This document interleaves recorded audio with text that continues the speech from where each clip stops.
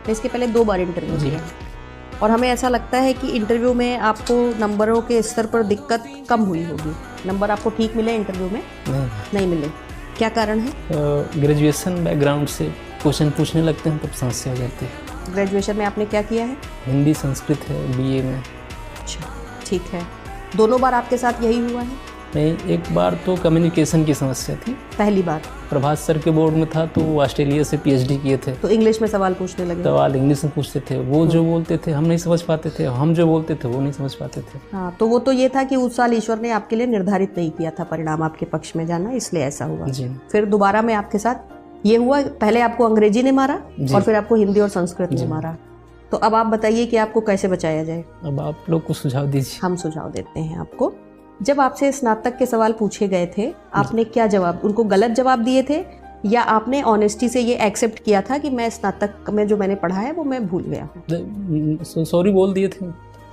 पहले आपने गलत जवाब देने का प्रयास किया? नहीं, सबसे पहले पूछ लिया कि महेश्वर सूत्र क्या है। हाँ, तो बता याद ही नहीं था मैम ना, बाद में याद आया, आधा अधूरा याद था तो हम तो क्यों बताया? फिर आप कह देते कि मतलब आपने आधा अधूरा बताया था, आपने सॉरी बोला। नहीं, सॉरी बोल दिए थे, आधा अधूरा याद था इसलिए नहीं सुनाए। ठीक है, फिर उसके बाद क्या हुआ?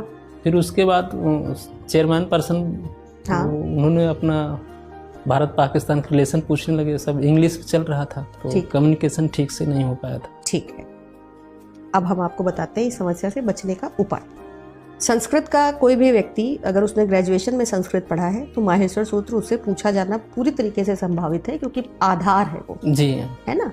तो इन गलतियों से सबक लेके सबसे पहले तो माहेश्वर सूत्र याद कर लीजिए। अब याद है एकदम? ठीक है।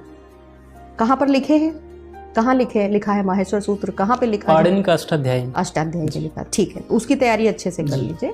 उसके बाद अगर आप के साथ में फिर यही होता है कि आपसे कोई ऐसी चीज़ पूछी जाती है जो आपको नहीं आती है, तो बहुत ही विनम्रतापूर्वक मान लीजिएगा कि सर मुझे ग्रेजुएशन किए हुए बहुत लंबा समय हो गया है सर, मैं रिकॉल नहीं कर पा रहा हूँ। फिर भी वो पूछते रहते हैं तो इसका मतलब है कि वो आपको नहीं बनाना चाह रहे हैं। उसका तनाव फिर मत लीजिएगा। ठीक है। इंग्लिश में सवाल अगर आपसे पूछे जा रहे हैं और आपको समझ में नहीं आ रहे हैं तो विनम्रतापूर्वक उससे कहिए कि सर क्या आप मेरे लिए आप इसको हिंदी में ट्रांसलेट कर देंगे या आप मुझे थोड़ा हिंदी में समझा देंगे? ऐसा आपने उनसे कहा था सर, उन्होंने नहीं माना।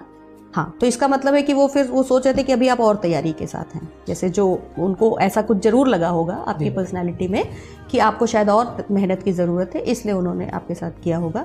लेकिन करत करत अभ्यास के जड़मत होत सुजान, आवत जात के सिल पर परत निशान, है ना। पत्थर पे भी निशान पड़ जाता है लगातार प्रैक्टिस से। तो practice makes a man perfect.